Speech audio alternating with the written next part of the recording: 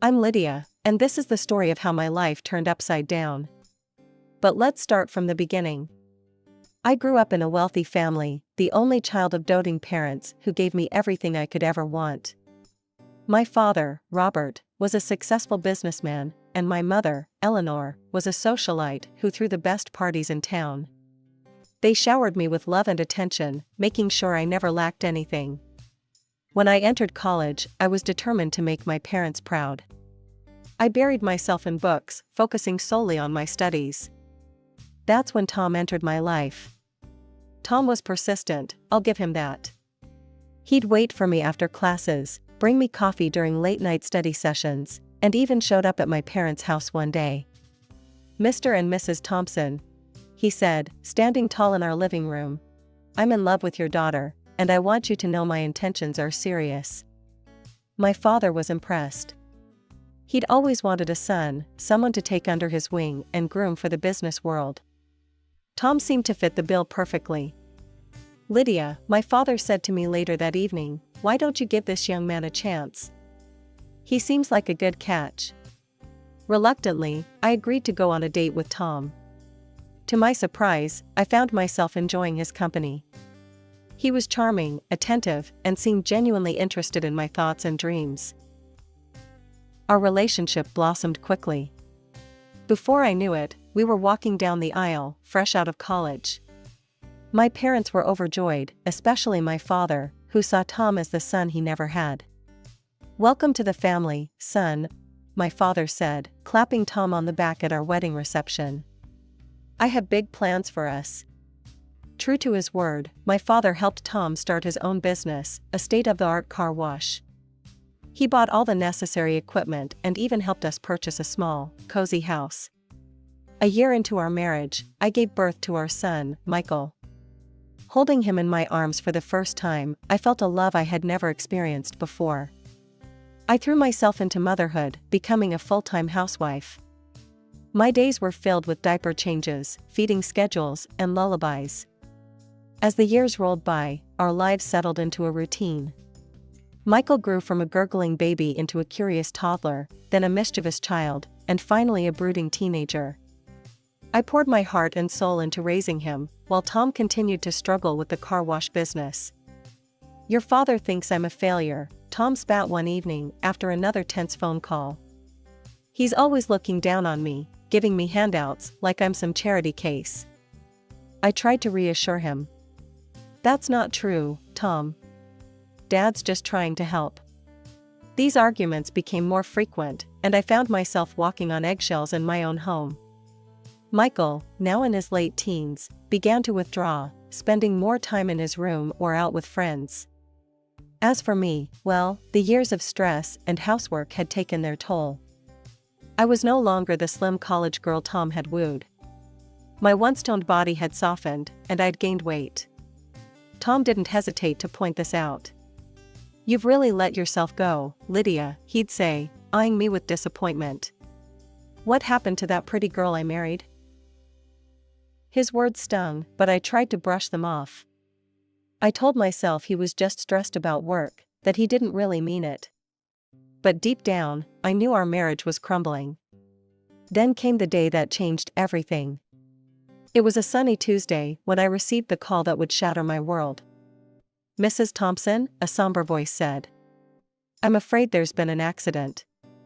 Your parents, they were in a small plane crash in Hawaii." "I'm so sorry, but they didn't survive." The next few weeks passed in a blur of funeral arrangements and paperwork. Tom was surprisingly absent during this time, leaving me to handle everything on my own. When he was around, he seemed almost cheerful. "We need to sort out the inheritance," he said, barely a week after the funeral. "Have you spoken to the lawyer yet?" I was shocked by his insensitivity. "Tom, I'm still grieving. Can't this wait?" He shrugged. "Business doesn't wait, Lydia. We need to know where we stand financially." Reluctantly, I agreed to meet with the family lawyer, Mr. Jacobson. As we sat in his plush office, he cleared his throat awkwardly. "Mrs. Thompson, your parents' will is unusual. It's divided into two parts. I can only reveal the first part now. The second part will be disclosed in exactly 1 year. Tom leaned forward, his eyes glinting. Well, what does the first part say? Mr. Jacobson adjusted his glasses. Your parents have left their mansion to your future grandchildren, with their guardians as trustees until they come of age. I was stunned. But Michael is our only child, and he's not even married yet. As if on cue, Michael, who had insisted on coming to the meeting, let out a low whistle. Wow, that opens up some interesting possibilities, doesn't it? I turned to look at my son, confused by his reaction, but he avoided my gaze. Tom, on the other hand, was fuming. That's it? He demanded. What about the rest of their assets? The businesses? The money? Mr. Jacobson shook his head. I'm afraid that information is in the second part of the will, which cannot be revealed for another year. As we left the lawyer's office, I couldn't shake the feeling that something fundamental had shifted. Tom was uncharacteristically quiet, while Michael seemed lost in thought. Just a few weeks after the reading of the will, Michael dropped a bombshell that left me reeling. Mom, Dad, he announced one evening at dinner, I have someone I want you to meet. The next day, he brought home a young woman named Sarah. She was pretty, with long blonde hair and a saccharine smile that didn't quite reach her eyes. This is my wife, Michael said, his arm around her waist. And she's pregnant with our child. I nearly choked on my tea. Wife? Pregnant? But when did all this happen? Michael shrugged, avoiding my gaze. We've been dating for a while. When we found out about the baby, we decided to get married right away. I couldn't help but notice how his eyes flickered to Tom, who was nodding approvingly. Something about this whole situation felt off, but I pushed my doubts aside. After all, I was going to be a grandmother. Well, congratulations, I said, trying to muster up some enthusiasm. This is quite a surprise. Sarah's smile widened. Thank you, Mrs. Thompson. I'm so excited to be part of your family. From that day on, our household dynamics shifted dramatically. Sarah moved in, citing the need to be close to family during her pregnancy. At first, I was thrilled to have a female companion in the house. However, it quickly became apparent that Sarah had her own agenda. She began to subtly undermine me at every turn. When I'd cook dinner, she'd wrinkle her nose and say, "Oh, is that how you make it?" I always thought it was done differently. But it was her interactions with Tom that really set off alarm bells. She'd laugh at his jokes, touch his arm, and shower him with compliments. "You're such a talented businessman, Tom," she'd coo. "I don't know how you manage it all." Tom, predictably, lapped up the attention. He began spending more time at home, but not with me. He'd sit for hours, talking business with Sarah while I was relegated to the background. I tried to talk to Michael about Sarah's behavior, but he brushed off my concerns. "Mom, you're just being paranoid," he'd say. "Sarah's great. Maybe you're just jealous because you're not the center of attention anymore." His words hurt more than he could know. Had I raised a son who cared so little for his mother's feelings? As for Tom, he seemed to revel in the new family dynamic. He'd beam with pride when Sarah complimented him, and I'd catch him looking at me with something akin to disgust. One day, while out grocery shopping, I ran into an old college friend, Jessica. We decided to catch up over coffee, and as we reminisced about our college days, she mentioned something that made my blood run cold. "Remember that guy who was always chasing rich girls?" Jessica asked. "What was his name? Tom something?" My heart skipped a beat. "Tom? Tom who?" Jessica laughed. "Oh, you know, that sleazy guy who tried to date every girl with wealthy parents. He ended up marrying some naive rich girl, if I remember correctly." As Jessica continued talking, describing Tom's behavior in college, I felt like I was going to be sick. The Tom she was describing sounded exactly like my husband. Had our entire marriage been based on a lie? With a heavy heart and shaking hands, I pulled into our driveway. The house loomed before me, no longer the cozy home I once loved, but a stage for the drama that was about to unfold. I found Tom in his study, poring over some papers. He barely looked up when I entered. "Tom," I said, my voice steadier than I felt, "we need to talk." He sighed, finally meeting my eyes. "What is it now, Lydia?" I took a deep breath. "I ran into Jessica today. You remember her from college, right?" A flicker of something, was it fear? Passed across his face before he schooled his features into indifference. Vaguely. "What about her?" "She told me about a guy in college. A guy who pursued rich girls, looking for an easy meal ticket." I paused, watching his reaction. "Sound familiar, Tom?" For a moment, he just stared at me. Then, to my shock, he started laughing. Well, he chuckled, leaning back in his chair. "Took you long enough to figure it out, didn't it?" His cavalier attitude stunned me. "So it's true? You married me for my parents' money?" Tom shrugged, not a hint of remorse in his eyes. "Of course I did. Look, Lydia. I never loved you. I tolerated you because you were my meal ticket. But now? Now you're just a fat, useless burden." His words hit me like a physical blow. I staggered back, tears welling in my eyes. "Why are you telling me this now?" I whispered. A cruel smile twisted his lips. "Because, my dear wife, I don't need you anymore. Your parents are dead, and soon, their fortune will be mine. Or rather, our grandson's, which amounts to the same thing." Suddenly, everything clicked into place: Michael's hasty marriage, Sarah's convenient pregnancy, the way they'd been treating me. It had all been a calculated move to secure my parents' inheritance. You planned all this?" I gasped. Tom laughed again, the sound grating on my nerves. "Give credit where it's due. It was mostly Michael's idea. The boy's got a good head for business, unlike his mother." I felt like I was drowning, the weight of their betrayal crushing me. "Does Sarah know about this?" "Of course she does," Tom sneered. "She's a smart girl, knows a good opportunity when she sees one. Unlike you, she'll make a proper wife for a businessman." I couldn't take any more. I turned and fled from the room, my world shattered around me.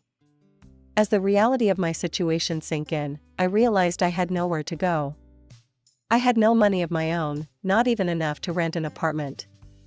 With a heavy heart, I resigned myself to staying in the house with people I could no longer trust. 2 months later, Tom dropped another bombshell on me. I was in the kitchen, preparing dinner, when he strode in with a self-satisfied smirk on his face. "Pack your bags, Lydia," he announced without preamble. "We're moving into your parents' house." I nearly dropped the knife I was holding. "What? When did we decide this?" Tom's laugh was cold and mocking. "We didn't decide anything. I decided. We're moving in with Michael and Sarah. After all, our grandson is the heir to that house." Each word was like a slap to my face. "What do you mean? What about our house?" "Oh, that?" Tom waved dismissively. "I sold it. The money's already been spent on things for people I actually care about. And just so we're clear, you're not on that list." Over the next few days, I watched in stunned silence as Tom, Michael, and Sarah excitedly prepared for the move. They bought new cars, splurged on expensive clothes and gadgets, all while I faded into the background, ignored and forgotten. The move to my parents' house was like a twisted parody of a happy family relocation. Sarah immediately claimed the master bedroom, while I was relegated to a small guest room in the back of the house. As the days passed, I found myself increasingly isolated. Sarah gave birth to my grandson and began delegating all the housework to me. I cooked, cleaned, and even cared for my grandson while she lounged about, issuing orders like a queen. "Lydia," she'd call out. "The baby needs changing. And while you're at it, could you tidy up the living room? It's looking a bit messy." I threw myself into caring for my grandson, finding solace in his innocent smiles and gurgles. But even that joy was tainted by the constant barbs and criticism from Sarah and Tom. One evening, about a month after we'd moved in, things came to a head. We were all seated at the dinner table, a dinner I had prepared, as usual. Sarah was in rare form, ordering me about as if I were a servant. "Lydia, fetch me some more water. And hurry up with clearing these plates.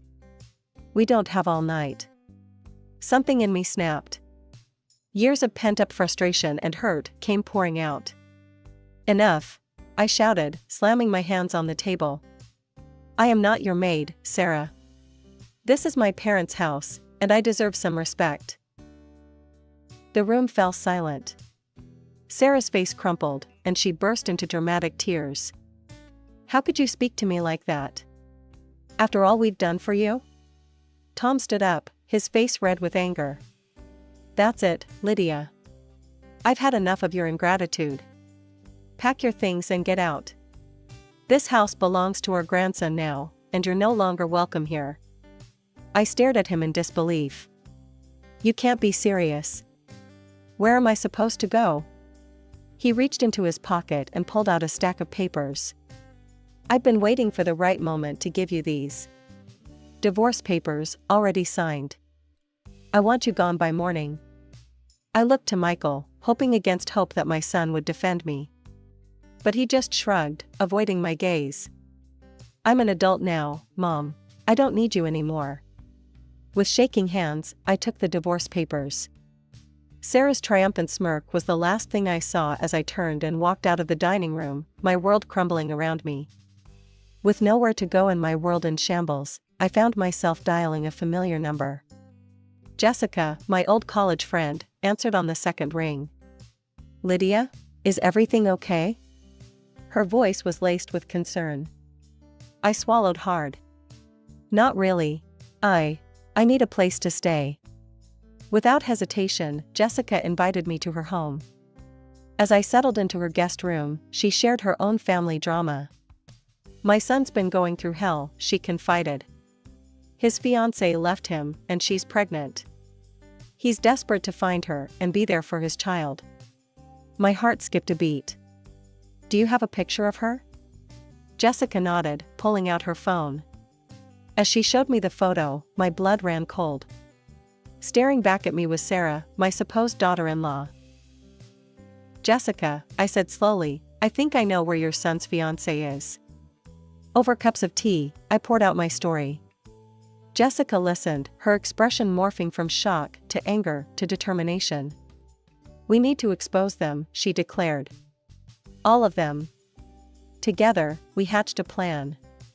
The next day, I returned to my parents' house under the guise of collecting the last of my belongings.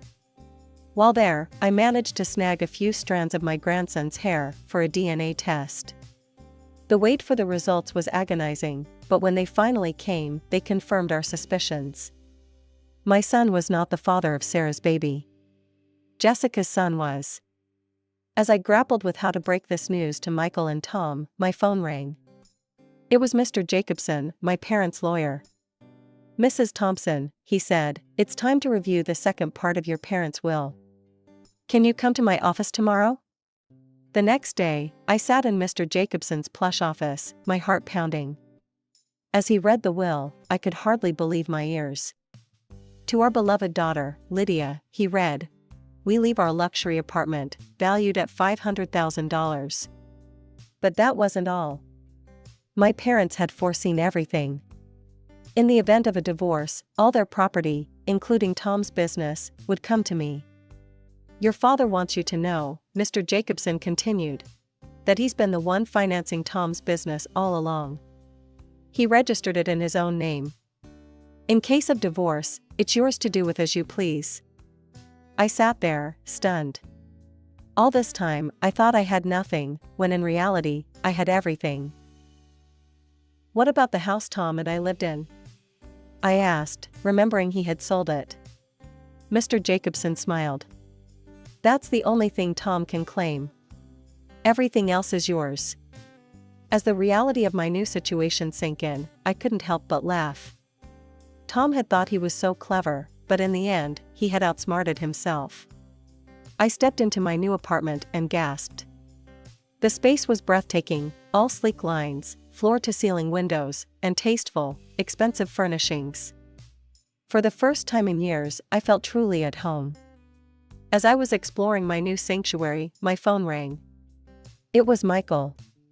"Mom," he said without preamble, "it's been a year since the first part of the will was read. We need to know what's in the second part." His tone was demanding, entitled. "I'm sure Grandpa and Grandma left everything to me, right?" I couldn't help but chuckle inwardly at his presumption. "Michael, this isn't a conversation we should have over the phone. Why don't you, Sarah, and your father come over tomorrow morning? I'll text you the address." After hanging up, I called Jessica. "It's time," I told her. "Can you come over tomorrow morning? We're going to settle this once and for all." The next day, I heard the doorbell ring. Taking a deep breath, I opened the door to find Tom, Michael, Sarah, and the baby standing there. Their jaws dropped as they took in the luxurious surroundings. Michael whistled. "Wow, Mom. This place is amazing. I can't wait to move in." Sarah's eyes gleamed with greed. "Yes, it'll be so nice once we get rid of all this old lady decor. And of course, once we get rid of you, Lydia." I raised an eyebrow. "I wouldn't be so hasty if I were you. Please, come in and have a seat." As they settled onto the plush sofa, I excused myself for a moment. When I returned, I wasn't alone. Jessica stood beside me, her presence causing Sarah to pale visibly. "Before we discuss the will," I said, my voice steady, "there's someone I'd like you all to meet. This is my friend, Jessica." Sarah's eyes darted around the room, looking for an escape. Michael and Tom just looked confused. "Now," I continued, "I think it's time we all had a frank discussion. There are some truths that need to be revealed." I paused, savoring the moment. All night, I had rehearsed what I was about to say. The words I had practiced, the revelations I was about to make, would change everything. As I looked at the faces of those who had betrayed me, my ex-husband, my son, and the woman who had tried to steal my life, I felt a surge of righteous anger mixed with anticipation. As Jessica got closer, Tom's eyes widened with recognition. A smirk spread across his face as he let out a bitter laugh. Well, he sneered, gesturing towards me. "Looks like I achieved my goal after all. Married a rich fool, didn't I?" His words stung, but I held my ground. "We'll address your betrayal later, Tom. Right now, there's something more pressing to discuss." I turned to Sarah, who was visibly squirming. "We know the truth about you, Sarah." Michael looked confused. "Mom, what are you talking about?" I took a deep breath. Sarah was looking for a rich husband. When she heard about the will from you, Michael, she saw an opportunity. She decided to pass off someone else's child as your own, to get her hands on your grandparents' estate. Jessica stepped forward, her voice steady. "The baby isn't Michael's. It's my son's child." The room fell silent. Then, I produced the DNA test results. Sarah's face drained of color as realization dawned. In a flurry of movement, Sarah grabbed her bag. "I don't need this. I don't need a beggar's child," she shouted as she fled the apartment. Michael stood there, shell-shocked, the baby still in his arms. He looked lost, pathetic even. Tom, recovering from the initial shock, asked in a small voice, "So, who gets this apartment?" I couldn't help but smile. "Well, Tom, let me enlighten you about the second part of my parents' will." I explained everything, the apartment, the car wash, all of it. Tom's face fell with each revelation. Suddenly, Tom was on his knees. "Lydia, please, I'm sorry. Forgive me. We can work this out." I looked at him coldly. "Get out, Tom. You have 2 days to leave my parents' house, or I'm calling the police." As Tom scrambled to his feet, he turned to Michael. "Son, give me the car I bought you. I need something." Michael's response was curt. "No. It's mine. You're not getting anything from me." With one last desperate look, Tom slunk out of the apartment. I then turned to Michael, who stood there, head bowed in shame. Jessica gently took the baby from his arms. "Michael," I said, my voice firm but not unkind, "since it turns out I don't have any grandchildren, there are no other heirs to your grandparents' home besides me. I need you to move out as well." He nodded, not meeting my eyes. "I'm sorry, Mom. For everything. I'll go pack my things." With that, he too left the apartment. As the door closed behind him, I let out a long breath. The apartment was quiet now, save for the soft coos of the baby in Jessica's arms. I looked at my old friend, feeling a mix of emotions, relief, sadness, and a strange sense of liberation. "Well," I said, managing a small smile, "that didn't go quite how I expected when I woke up this morning."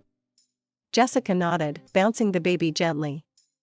"You did what you had to do, Lydia. They left you no choice." As I sank onto the plush sofa, I realized that for the first time in years, I was truly free. Free from deception, free from manipulation, and free to live life on my own terms. The months following the confrontation flew by in a whirlwind of change and self-discovery.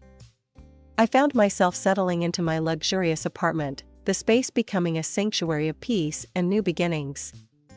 One of my first decisions was to rent out my parents' house. It felt right, somehow, to have the property occupied by a young family who appreciated its warmth and history. The rental income provided a comfortable cushion, adding to the proceeds from selling Tom's car wash business. My friendship with Jessica blossomed. We'd meet for coffee, sharing stories, and supporting each other through the ups and downs of our new realities. And then there was little Tommy, Jessica's grandson, the child I had once believed to be my own. Despite the painful circumstances of his birth, I found myself developing a deep affection for the boy. "He has your eyes," Jessica would joke during our visits, and we'd laugh, finding humor in the absurdity of our intertwined lives. My relationship with Michael was a work in progress. The betrayal had cut deep, but he was still my son, and I couldn't bring myself to sever that bond completely. Our interactions were tentative at first, awkward phone calls, and stilted meetings in neutral coffee shops. But slowly, painfully, we began to rebuild. As for Tom, he became a ghost in my past.